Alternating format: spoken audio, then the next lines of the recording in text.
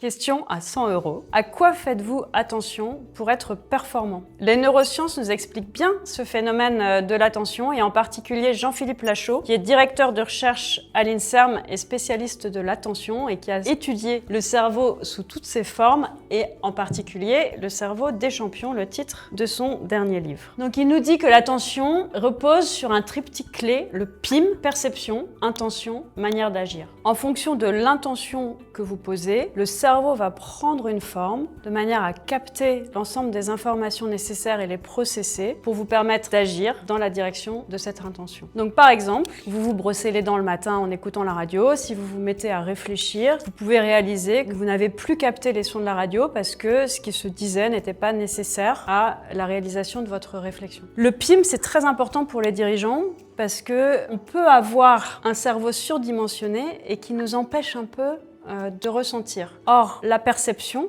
les 5 sens sont les seules manières de capter de l'information qui viennent de l'extérieur. Donc pour en revenir à cette dissonance entre l'intention et l'action, sa résolution passe par 2 voies. Celle de l'intention, qui mérite toujours d'être posée. Vous n'aurez pas le même résultat si vous rentrez en réunion avec l'intention de faire peur, de donner envie ou d'être clair. Et puis celle de la perception, qui vous permet de développer avec acuité l'ensemble des informations dont vous avez besoin pour agir. Et ça passe fondamentalement par le corps. Et si le corps est figé, tendu, anesthésié, il n'y a plus d'informations qui passent.